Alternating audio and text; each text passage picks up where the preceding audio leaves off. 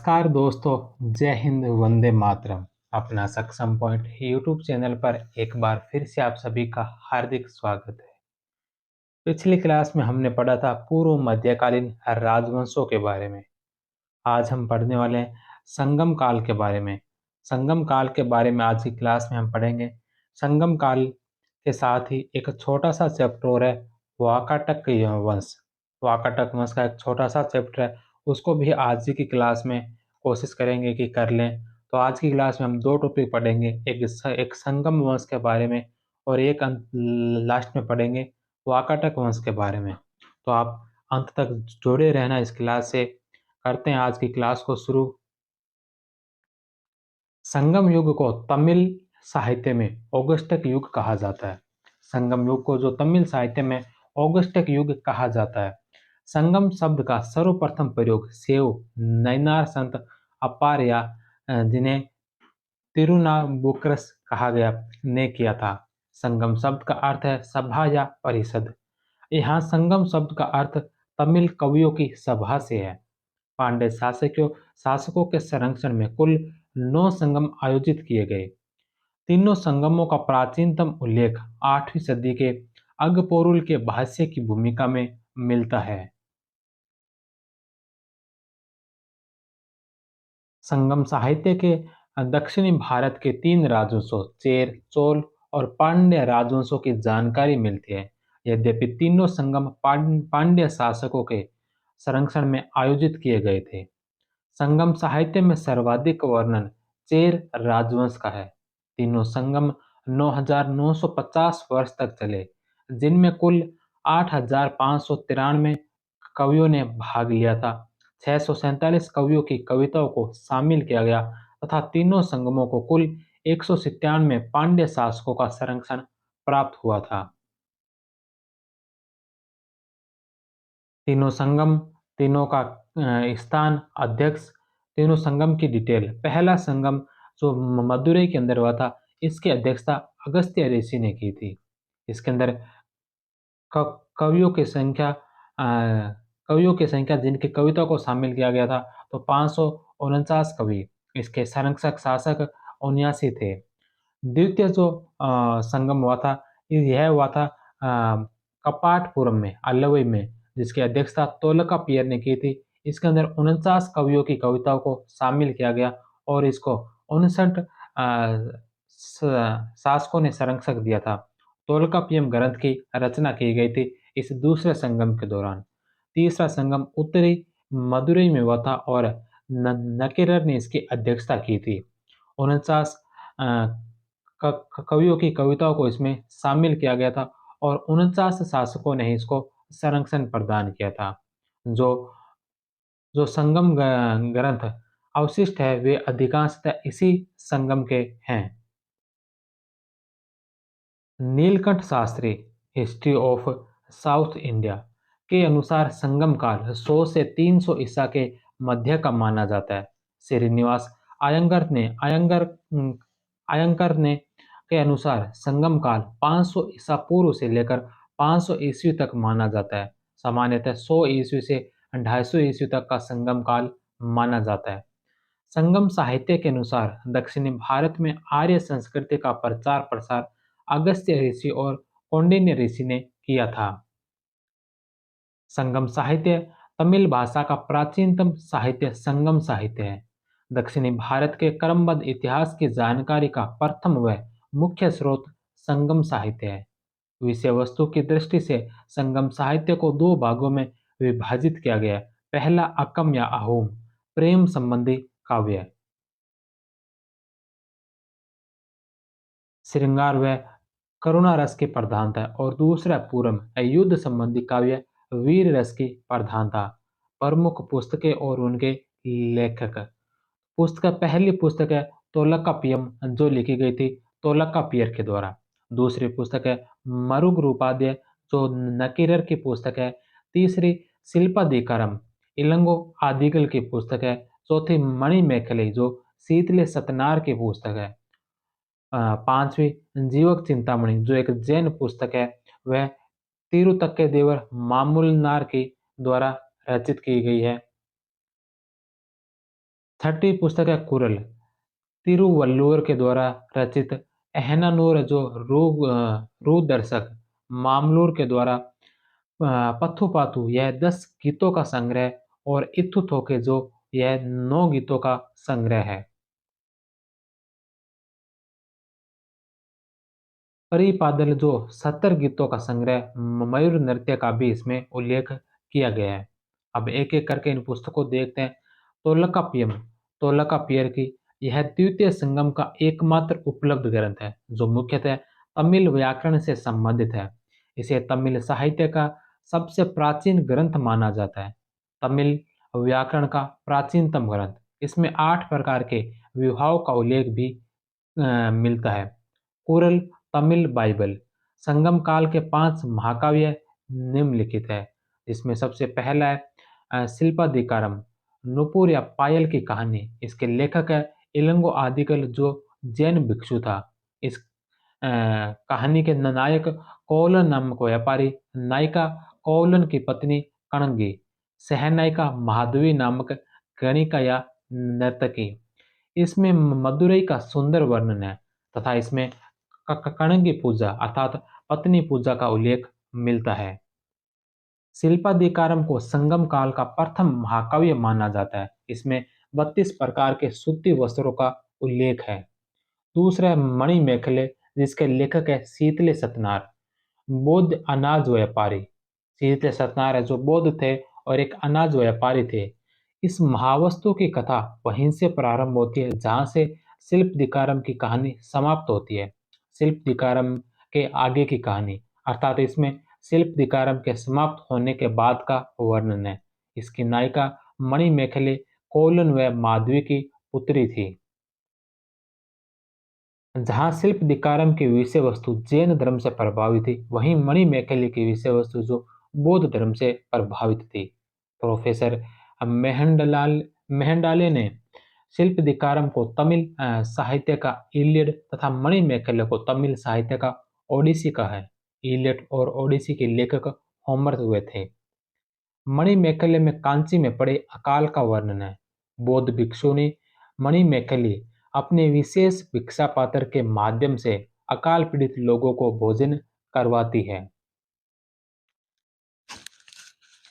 तीसरा तीसरा है जीवक चिंतामणि जो तिरुतक देवर का। यह तिरुतक देव एक जैन भिक्षु था।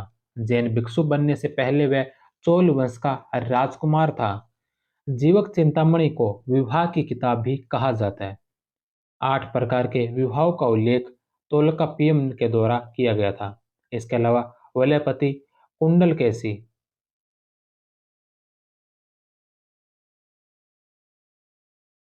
एहनानूर लेखक रुद्र शर्मन, मामूलनार, इसमें नंदो व मौर्यों का उल्लेख किया गया।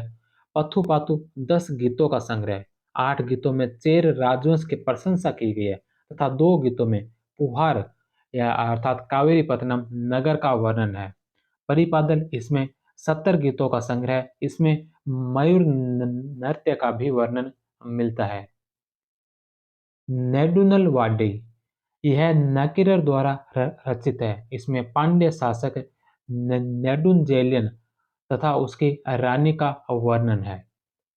चेर राजवंश संगम साहित्य में सर्वाधिक उल्लेखित व सबसे प्राचीन राजवंश चेर राजवंश है। चेर राज्य का क्षेत्र मालाबार तट, केरल। राजधानी इनकी वांजी कुरुयर वाणी नदी के किनारे। दूसरी राजधानी तांडी थी। प्रतीक चिन्ह धनुष था। चेर शासक पहला शासक का नाम आता है उदयनजेरल। उदयनजेरल चेर राज्य का प्रथम शासक माना जाता है। इसने महाभारत युद्ध में वीरों को भोजन करवाया था। इसकी उपाधि है महाभोज उदयनजेरल, वनवारा, वनवाराम वन, पेरुनजोरम और उदयन।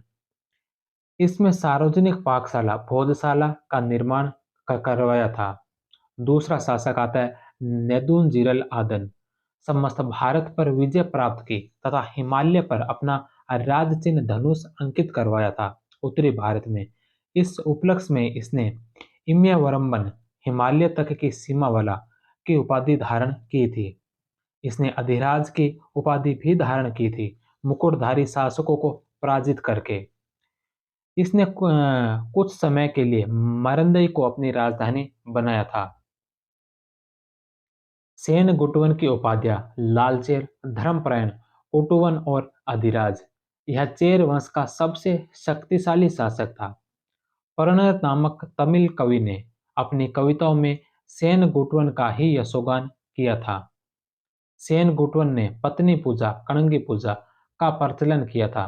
कणंगी में की स्मृति में भव्य मंदिर का निर्माण करवाया था। सेन गुटवन की पत्नी पूजा प्रारंभ करवाने में शासक श्रीलंका के शासक गजबाहु प्रथम का सहयोग मिला।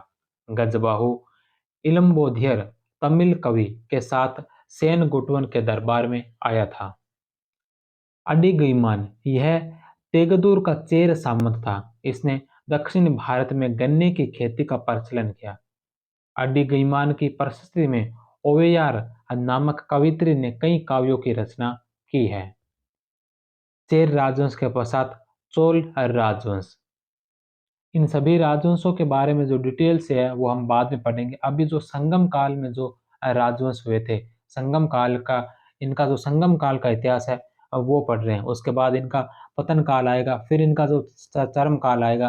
तो चोल राजवंशों के बारे में, पल्लवों के बारे में, राष्ट्रकूटों के बारे में हम आगे की क्लास में और डिटेल से पढ़ने वाले हैं। चोल राज्य तमिलनाडु क्षेत्र में था। पूर्वी तमिलनाडु, पेन्नार तथा वेल्लार नदियों के संगम पर। प्रतीक चिन्ह बाघ राज चिन्ह था। प्रारंभिक राजधानी उत्तरी मंदलूर, बाद में राजधानी बनाई थी उरेयरू। उरेयरू के बाद राजधानी तंजौर या तंजावुर को बनाया था। चोलों का सर्वप्रथम उल्लेख अशोक के दूसरे व धोली अभिलेख में तथा कात्यायन स्मृति में मिलता है। चोल शासक इलारा, इसने दूसरी शताब्दी ईसा पूर्व में श्रीलंका सिंहल द्वीप को जीता था और वहां 50 वर्ष तक शासन किया था। इलनजेत चेन्नी प्रथम ऐतिहासिक शासक था। इसने उरेयूरू को अपनी राजधानी बनाया था। करिकाल जो 140 से 190 ईस्वी के लगभग, यह संगम काल में चोल वंश का प्रमुख शासक था। इसे जले हुए पैर वाला भी कहा गया है। यह इलन जेतचेनी का पुत्र था। करिकाल को शुरुआत में कारागार में डाल दिया गया। करिकाल ने किसी तरह कारागार से भागकर करूर नगर में शरण ली तथा फिर राज सिंहासन प्राप्त किया था। करिकाल ने श्रीलंका से 12,000 युद्ध बंदियों को लोकरपुहार कावेरीपट्टनम के समुद्री बंदरगाह के निर्माण में लगा दिया था। वेणी का युद्ध। करिकाल ने 11 राजाओं के संघ को परास्त किया। विपक्षी को अपना राजकीय चिन्ह ढोल खोना पड़ा। वाहेप रंडलाई युद्ध। वाहेप रंडलाई का युद्ध 9 राजाओं को पराजित किया। पटिनपाली काव्य संग्रह में इन विजयों का उल्लेख मिलता है। करिकाल 7 सौरों का ज्ञाता था। वैदिक धर्म का अनुयायी था। उत्तरी भारत के मगध, अवंती, वज्जी राज्यों से संबंध बनाए। चोलों का राज तिलक केंद्र उरेयरू। करिकाल ने पतिनपलई के रचयिता रुद्रक कन्नार को 16 लाख स्वर्ण मुद्राएं प्रदान की थी।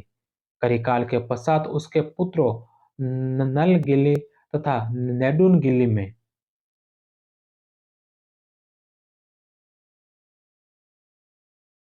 उत्तराधिकारी संघर्ष हुआ, जिसमें नेडुनगिली विजयी रहा। नेडुनगिली के शासनकाल में कावेरीपट्टनम का विनाश हुआ।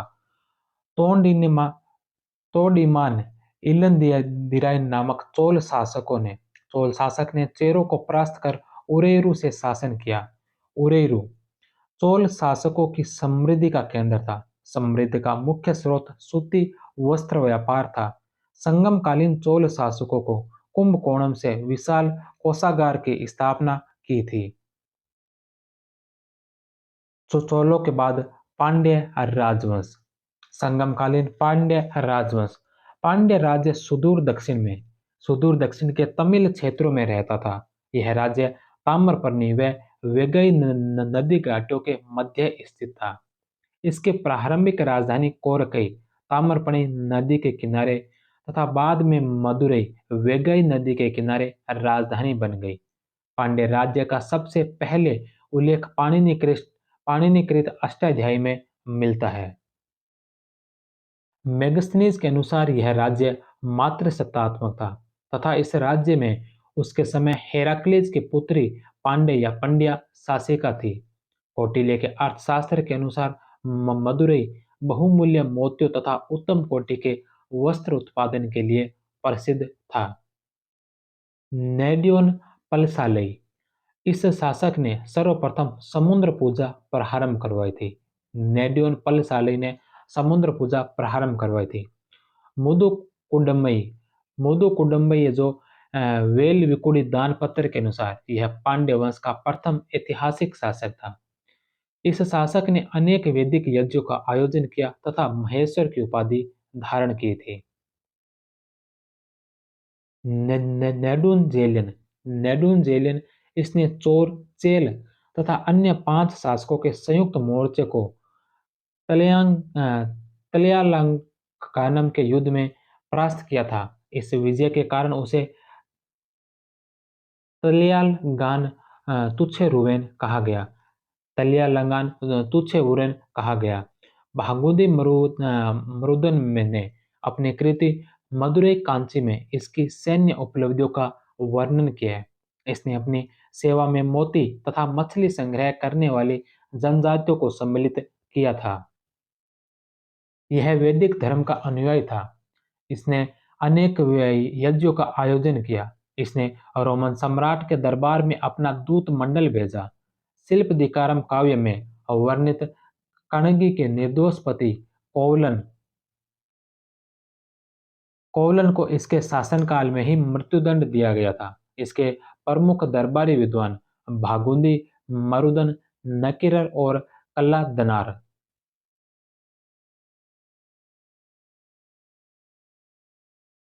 वेरिवरसेलिया वेरिवरसेल्य सत्य के विशाल उत्सव का आयोजन किया तथा नवभरण की उपाधि धारण की। नलिया कोंडन इसको संगम काल का अंतिम शासक माना जाता है। तिरुका पुलियर यह चोल चेर तथा पांड्य राज्यों का संगम स्थल था। संगमकालीन राजनीतिक व्यवस्था संगमकालीन प्रशासन राजतंत्रात्मक था, अतः शासन की समस्त शक्तियां राजा में निहित थी। संगमकालीन राजा की उपाधियां मन्नम, वेदन, इरेवन, कौन और कार्यवन, वेंडार मुकुटधारी राजा को कहा जाता था। नालवई राजा के दरबार को कहा जाता था। कोमहन युवराज को कहा जाता था। मनरम मनरम जो राजा के सर्वोच्च न्यायालय को कहा जाता था। इलेगो राजा के पुत्र को कहा जाता था। पेरुनल है जो राज्य का सबसे बड़ा राजकीय उत्सव, राजा के जन्मदिन का जो सबसे बड़ा राजकीय उत्सव मनाया जाता था उसे पेरुनल कहा जाता था। संगम काल में राजा की सहायता के लिए 2 प्रकार की प्रशासनिक संस्थाएं होती थी। एन पेरुमकल या पंचावरम यह राजा की निरंकुशता को नियंत्रित करती थी तथा इसमें 5 प्रमुख अधिकारी होते थे। 5 प्रमुख अधिकारी अम्यचार्य मंत्री होता था, पुरोहित होता था, सैन्यपतियार सेनापति, औरार अथवा वही या गुप्तचर और दूतार जो दूत होता था। इसकी जो दूसरी संस्था होती थी वह होती थी एन पेरायम। इसमें प्रबुद्ध नागरिक, सेना तथा नौकरशाह के तीनों अंग सम्मिलित थे। संपूर्ण राज्य या साम्राज्य को मंडल कहा जाता था। मंडल कई प्रांतों में विभक्त था। प्रांतों को नाडु कहा जाता था। बड़े गांव को पेरूर, छोटे गांव को सिरेरु, छोटे गांव की सभा अव्यय, पुराने गांव मडूर, नगर को उर, तटीय शहर को पटनम, सार्वजनिक स्थल को पेडियल, मुख्य सड़कों को सालेई कहा जाता था। संगमकालीन सैन्य व्यवस्था संगमकालीन युद्ध पद्धति का वर्णन कलिवेली पुस्तक में मिलता है। इस पुस्तक के अनुसार सेना के 4 अंग हैं। इन चारों अंगों को पदई कहा जाता है। पैदल सेना, हस्ती सेना, अश्व सेना और रथ सेना। संगम काल में रथ को घोड़ों द्वारा ना खींचा जाकर बैलों द्वारा खींचा जाता था। सेनापति को एनाडी की उपाधि दी गई थी। सेना की अग्र टुकड़ी को तुस्सी या हरावल कहा जाता था। सेना की पीछे की टुकड़ी को कुल्लई अथवा चंदावल कहा जाता था। युद्ध में मरने वाले सैनिकों की पाषाण मूर्तियां बनाई जाती थी, जिन्हें वीरकल या वीरगल कहा जाता था तथा इन मूर्तियों को नडुकल भी कहा जाता था। युद्ध में शौर्य प्रदर्शित करने वाले वीरों को मारिया की उपाधि दी जाती थी। संगमकालीन सामाजिक स्थिति। संगमकालीन तमिल समाज उत्तर भारतीय समाज की भांति वर्ग भेद पर आधारित था, किंतु चतुवर्ण व्यवस्था का स्पष्ट विभाजन दिखाई नहीं देता है। संगमकालीन समाज में निम्नलिखित 4 वर्ग थे। अंडनार अथवा गुडडुम, जो ब्राह्मणों को कहा गया। अरसर शासक वर्ग होता था। वेनिगर, जो व्यापारी वर्ग। और वल्लार या वेलार, वल्लाल या वेलार, जो यह कृषक वर्ग होता था। भूमि पर मुख्यतः वेलार वर्ग का ही नियंत्रण था। संगमकालीन विभिन्न वर्ग एवं उनके कार्य। कडेसियर कृषक मजदूर वर्ग। वेनिगर धनाढ्य व्यापारी। परियार चमड़े का काम करने वाले। एनियर शिकारी वर्ग। मल्लवर उत्तरी सीमा में रहने वाले लोग जो डाका डालते थे। पुलयन रस्सी की चारपाई बनाने वाला दस्तकार। वेलिर वेल्लार वर्ग का प्रमुख। चैती, जो सामान्य कोटि के व्यापारी होते थे। ओडिसी संगमकालीन जनजातियां। संगम काल में मरवा नामक जनजाति में वेथी वेथवी प्रथा प्रचलित थी। इस प्रथा के अंतर्गत पशुओं की चोरी व लूटमार की जाती थी। पुरुनानुरु काव्य में वेथवी नायकों का उल्लेख आता है। संगमकालीन विभिन्न जातियां व उनका व्यवसाय। कोलार लोहार होता था। उमनार नमक बनाने वाला वर्ग। कुचावर कुम्हार। थेचर बढ़ई। उल्लावर हलवाई। पारादावार मछुआरा। वन्नार धोबी को कहा गया। संगम काल में स्त्रियों की दशा अच्छी थी। ओलेयर व तथा नचेलियर उच्च कोटि की कवित्रियां थी। सूती वस्त्र उद्योग में मुख्यतः स्त्रियों की भागीदारी थी। स्त्रियों द्वारा शराब बनाने व बेचने का उल्लेख भी मिलता है। संगम साहित्य में शासक के लिए महिला अंगरक्षिकाओं के नियुक्त होने का प्रमाण भी मिलता है। तोलकाप्पियम में 8 प्रकार के विवाहों का उल्लेख मिलता है। इस काल में उल्लेखित विवाहों के अन्य रूप निम्न थे। कल्लाबु विवाह, बिना माता पिता की अनुमति के किया जाने वाला विवाह। कारपु विवाह, परिवार की सहमति से किया जाने वाला विवाह। पंचतीणई प्रेम विवाह। केकी कणई जो एक पक्षीय प्रणय निवेदन। पेरुंदिने जो अनुचित प्रेम। और वीर लियार या वेडे लियार संगम काल में चारण काव्य का वाचन वाचन तथा नृत्य करने वाली स्त्रियां।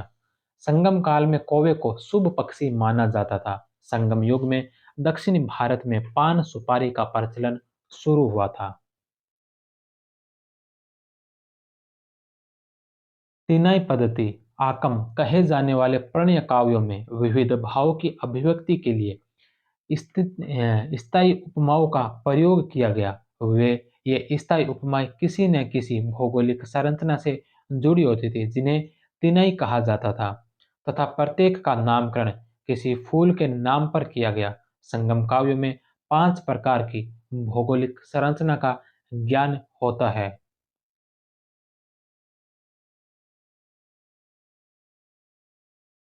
प्राचीन तमिल क्षेत्र, उसके निवासी, उसके देवता और भावात्मक। प्राचीन तमिल क्षेत्र निवासी की अभिव्यक्ति कुरंजी पर्वतीय भूमि थी। इसके निवासियों को कुरवास कहा गया। यहाँ के प्रमुख देवता मरुगन है। ये प्रेमी युगल का मिलन। पलाई शुष्क रेतीली भूमि। मोरावर या मल्लवर, यहाँ के देवता कौरवाई दुर्गा। और यहाँ का भावात्मक संबंध विरह है। तीसरा मुलई या चाराका भूमि। अवार, यहाँ के प्रमुख देवता मेयन या विष्णु। और यहाँ की भावात्मक संबंध है मिलन की आरजू व इंतजार। मरुडम कृषि योग्य उपजाऊ या भूमि, यहाँ के निवासी बेलारस, यहाँ के प्रमुख देवता इंद्र और यहाँ का भावात्मक संबंध है रूठना। नेडल या नेतल समुद्री तटीय मैदान, यहाँ के निवासी को मिनिवार कहा गया। यहाँ के प्रमुख देवता वो वरुण है और यहाँ का भावात्मक जो संबंध है वो है आस्था से। संगमकालीन धार्मिक जीवन, संगम काल में वैदिक या ब्राह्मण धर्म का सर्वाधिक प्रचलन था। संगमकालीन दक्षिणी भारत में वैदिक संस्कृति को ले जाने का श्रेय अगस्त्य ऋषि को है। संगम काल के प्रमुख देवता मुरुगन, यह दक्षिणी भारत का सबसे प्राचीन व प्रमुख देवता था। इसको सुब्रह्मण्यम या वेलन भी कहा जाता है। मुरुगन का वाहन या प्रतीक मुर्गा था। मुरुगन का अस्त्र तथा शक्ति का प्रतीक वेल या बर्छा था। यह मुख्यतः शिकार का देवता था। पहाड़ी क्षेत्र के शिकारी पर्वत देव के रूप में मुरुगन की पूजा की जाती थी। यह शैव धर्म से संबंधित देवता था। दूसरे आते हैं मरुडम। इसकी तुलना उत्तर भारतीय देवता इंद्र से की गई है। इसकी पूजा मुख्यतः वेलार वर्ग के द्वारा की जाती थी। तीसरे हैं तिरुमल। विष्णु देवता को तिरुमल कहा जाता है। संगमकालीन प्रमुख देवियां, संगमकालीन प्रमुख देवियों में पहली मरियमा, यह चेचक की देवी थी। इसे भगवान परशुराम की माता माना जाता है। येलमा सीमा की देवी, कोरलई विजय की देवी, कौरबाई दुर्गा, कणंगी कणंगी जो सतीत्व की देवी है। संगमकालीन आर्थिक जीवन, संगम काल के लोगों का मुख्य व्यवसाय कृषि था। इसके अतिरिक्त व्यापार वाणिज्य तथा पशुपालन भी महत्वपूर्ण व्यवसाय था। संगमकालीन संगमकालीन कावेरी नदी का डेल्टा बहुत उपजाऊ था, जिसके संबंध में एक कहावत प्रचलित है, जितनी भूमि एक हाथी बैठने पर घेरता है, उतने में 7 व्यक्तियों के खाने के लिए अनाज उत्पन्न किया जा सकता है। राज्य की आय का प्रमुख स्रोत भूमि कर था, जो उपज का 1/6 भाग होता था। भूमि कर को मुख्यतः करई कहा जाता था। भूमि कर नगद तथा अनाज दोनों रूपों में वसूल किया जाता था। संगमकालीन राजस्व शब्दावली, करई करई भूमि कर होता था। उल्लुगु या सुंगम सीमा शुल्क या पथकर। वरीयमवारी इकाई क्षेत्र जिससे कर प्राप्त किया जाता था। और वरियार भूमि कर वसूल करने वाला अधिकारी। कड्डमी या पाडू राजा को अदा किए जाने वाला कर का भाग। इरई युद्ध में लूटा हुआ माल तथा सामंतों द्वारा लिया जाने वाला कर। कलतिक कलतिक है जो वाणिज्य अधिकारी को कहा गया। इरवई बलपूर्वक लिया गया उपहार। कंतिकन सर्वोच्च लेखाकार। वेली या माँ भूमि माप की इकाई होती थी और अंबानम है जो अनाज का माप होता था। संगमकालीन प्रमुख स्थल व अव्यापार या उत्पादन केंद्र,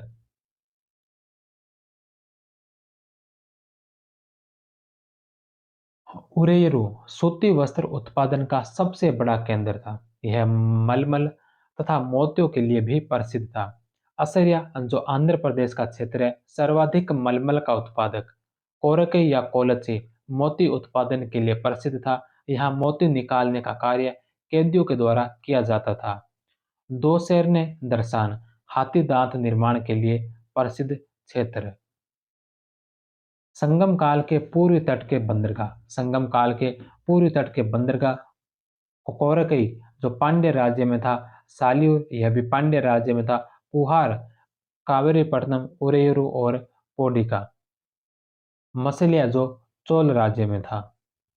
संगम कालीन के पश्चिमी तट के प्रमुख बंदरगाह, पश्चिमी तट के नेल्सी नेल्सिंडा पांड्य राज्य में था। तोंडी, मुजिरिस, बंदर, कोंडुमणम, नोरा और करेरू जो चेर राज्य में थे। चेरों का प्रमुख बंदरगाह बंदर था। चोलों का प्रमुख बंदरगाह पुहार, कावेरीपट्टनम। पांड्यों का प्रमुख बंदरगाह कोरकई या कोलच्ची। संगम कवियों में साल्यूर, पांड्य राज्य व बंदर चेर राज्य के बंदरगाहों को सर्वाधिक महत्वपूर्ण बताया गया। पूहार कावेरीपट्टनम में विविध जातियों व विविध देशों की बस्तियां थी। इस कारण पूहार को सर्वदेशीय नगर कहा जाता है। तमिल स्रोतों में रेशम को पट्टू कहा गया। टोलमी ने कावेरीपट्टनम को खबेरिस नाम दिया है। मणिमेखले काव्य में पुहार की तुलना स्त्री के सौंदर्य से की गई है। मुजिरिस, पुहार तथा तोंडी में यवन व्यापारियों की बस्तियां थी। अरिकामेंडु पांडिचेरी स्थित। नीलकंठ शास्त्री ने इसे रोमन बस्ती कहा। यह जिंजीन नदी तट पर स्थित दक्षिणी भारत का प्रमुख बंदरगाह स्थल है। सर्वप्रथम ड्रूबिल ने यहाँ से 1937 ईस्वी में रोमन मनके तथा बर्तन प्राप्त किए हैं। 1845 ईस्वी में व्हीलर द्वारा यहाँ पर उत्खनन करवाया तथा यहाँ से 3 प्रकार के मृदभांड प्राप्त किए।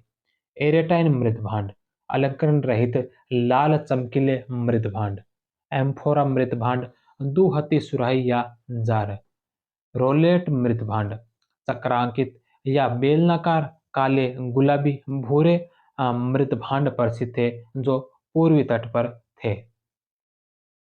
तो ये था संगम कालीन का चैप्टर। संगम काल के बारे में हमने राजनीतिक इतिहास, धार्मिक, आर्थिक इतिहास के बारे में देखा, संगम कालीन साहित्य के बारे में देखा। अब हम 24वां चैप्टर शुरू करते हैं। ये एक छोटा सा चैप्टर है, वाकाटक वंश। वाकाटक वंश के बारे में भी हम आज ही की इस क्लास के अंदर साथ में ही पढ़ लेते हैं। वाकाटकों ने 3वीं से 6वीं शताब्दी के मध्य दक्षिण पथ पर शासन किया। इनका मूल निवास स्थान बरार था तथा ये विष्णुवर्दी गोत्र के ब्राह्मण थे। चालुक्यों, कदम्बों तथा सातकर्णियों के समान स्वयं को हरितिपुत्र कहा। दक्षिण के पल्लव, कदम व वातापी के चालुक्यों के समान वाकाटक शासकों ने धर्म महाराज की उपाधि दी। अजंता गुहा लेख में इस वंश की राजनीतिक उपलब्धियों का वर्णन मिलता है। वाकाटक पहले सातवाहनों के अधीन थे। विंध्य शक्ति 255 ईस्वी से 275 ईस्वी। परवर सेन प्रथम 275 से 335 ईस्वी। वंश की स्थापना विंध्य शक्ति नामक व्यक्ति ने की थी। वाकाटकों शासकों में केवल परवर सेन प्रथम 275 से 35 ने ही सम्राट की उपाधि धारण की। परवर सेन प्रथम ने धर्म महाराज की उपाधि धारण की। परवर सेन प्रथम को वाकाटक वंश का वास्तविक संस्थापक माना जाता है। परवर सेन प्रथम ने भारसीय नागवंश के प्रसिद्ध राजा भवनाग की पुत्री के साथ अपने पुत्र गौतमीपुत्र का विवाह किया। परवरसेन प्रथम ने 4 अश्वमेध, 7 सोम यज्ञ तथा एक वाजपेयी यज्ञ भी किया। उसे पुराणों में परवीर भी कहा जाता है। परवरसेन प्रथम ने कंचानक नामक नगर की स्थापना कर उसे अपनी राजधानी बनाया। विंध्य शक्ति द्वितीय विंध्य शक्ति द्वितीय के बासिम लेख में परवरसेन को हरितिपुत्र कहा गया है। परवरसेन की मृत्यु के पश्चात वाकाटक वंश 2 भागों में बंट गया। मुख्य वाकाटक, जिसमें कुल 10 शासक हुए, वह वासिम वत्सगुलम शाखा, जिसमें कुल 6 शासक हुए। मुख्य वाकाटक शाखा, जिसमें पहला शासक है रुद्रसेन प्रथम 335 से 360 ईस्वी। यह मुख्य वाकाटक शाखा का प्रथम शासक था। यह गुप्त शासक समुद्रगुप्त का समकालीन था। रुद्रसेन प्रथम ने 335 से 360 ने अपने वंश के वैष्णव धर्म को छोड़कर शैव धर्म को स्वीकार कर लिया। इसे वाकाटक लेखों में महाभैरव का उपासक कहा गया है। इसके पश्चात शासक आता है पृथ्वीसेन प्रथम 360 से 385 ईस्वी। इसको प्रयाग प्रशस्ति में कुंतलेंद्र कहा गया। कुंतल राज्य के कदम वंशी शासक को परास्त करने में अपनी समानांतर शाखा के वाकाटक शासक विंध्यन सेन को सहयोग दिया। पृथ्वीसेन प्रथम को धर्म विजयी कहा गया तथा इसकी तुलना युधिष्ठिर से की गई। चंद्रगुप्त द्वितीय ने अपनी पुत्री प्रभावती गुप्त का विवाह पृथ्वीसेन प्रथम के पुत्र रुद्रसेन द्वितीय से किया। इस विवाह से गुप्त वाकाटक गठबंधन ने पश्चिमी भारत में शकों की शक्ति का उन्मूलन किया। पुना ताम्रपत्र, यह संख्या में 2 ताम्रपत्र है। इसका उत्खनन प्रभावती गुप्ता ने करवाया। इसका उत्खननकर्ता चक्रदास था। भाषा संस्कृत, लिपि ब्राह्मी। इस लेख में प्रभावती गुप्ता को धारण गोत्रीय कहा गया। इसमें गुप्तों की वंशावली घटोत्कच से प्रारंभ होती है तथा चंद्रगुप्त द्वितीय तक है। इसमें चंद्रगुप्त द्वितीय को भागवत कहा गया है। इसमें प्रभावती गुप्ता को वाकाटक का आभूषण तथा परम भागवत कहा गया है। प्रभावती गुप्त ने अपने पुत्र दामोदर सेन के लिए संरक्षिका का कार्य किया। बाद में दामोदर सेन परवर सेन द्वितीय के नाम से गद्दी पर बैठा। मीरेगांव पट्टीगांव से प्राप्त प्रभावती गुप्ता के मोहरों पर उसे 2 शासकों की माता कहा गया है। परवर सेन द्वितीय 410 से 440 ईस्वी। कालिदास ने कुछ समय तक परवरसेन द्वितीय की राजसभा में निवास किया। इसके शासनकाल में सर्वाधिक वाकाटक अभिलेख जारी किए गए। वाकाटकों के समय संस्कृत की वैदर्भी शैली का पूर्ण विकास हुआ। कालिदास ने वाकाटक दरबार में वैदर्भी शैली में मेघदूत की रचना की थी।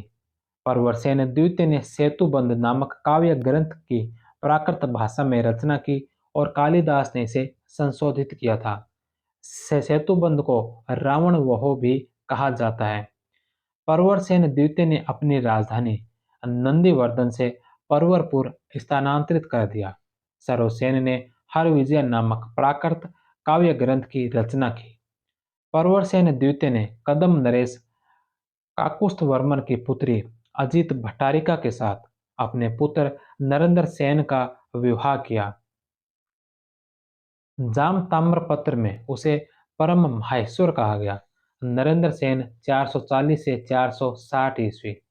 पौनार पवन से इसके ताम्र पत्र मिले हैं। पृथ्वीसेन द्वितीय 460 से 480 ईस्वी। पृथ्वीसेन द्वितीय को बालाघाट अभिलेख में परम भागवत कहा गया है। अजंता की 16वीं व 17वीं गुफाओं का निर्माण पृथ्वीसेन द्वितीय के समय हुआ है। इसके सामंत व्याघ्रदेव ने नचना के पार्वती मंदिर का निर्माण करवाया। यह वाकाटक वंश की प्रधान शाखा का अंतिम शासक था। वाकाटकों के सिक्कों पर गंगा की आकृति का अंकन है। यही उनका राज चिन्ह था। वसीम वत्सगुल्म शाखा के वाकाटक, जिसमें पहले शासक है सर्वसेन 335 ईस्वी से 350 ईस्वी तक। इस शाखा का संस्थापक परवरसेन प्रथम का पुत्र सर्वसेन था। इसने हरविजय नामक प्राकृत ग्रंथ की रचना की। हरविजय महाभारत के परिजात कांड पर आधारित रचना है। इसके कुछ अंश गाथा सतसई में मिलते हैं। विंध्य शक्ति द्वितीय के वासिम लेख में सर्वसेन को धर्म महाराज कहा गया। विंध्य शक्ति द्वितीय 350 से 400 ईस्वी। इसने धर्म महाराज की उपाधि धारण की। इसने वासिम लेख लिखा। इसके पश्चात परवरसेन द्वितीय, सर्वसेन द्वितीय व देवसेन क्रमशः शासक हुए।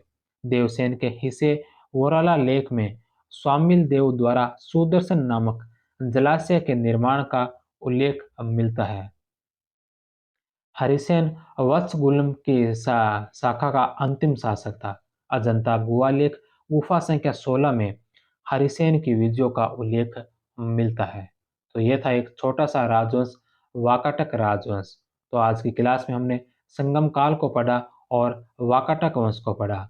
कल की क्लास में हम पढ़ेंगे चालुक्य राजवंश, वातापी के चालुक्य, कल्याणी के चालुक्य और वेंगी के चालुक्य। तब तक आप सभी का बहुत बहुत धन्यवाद। जय हिंद, वंदे मातरम।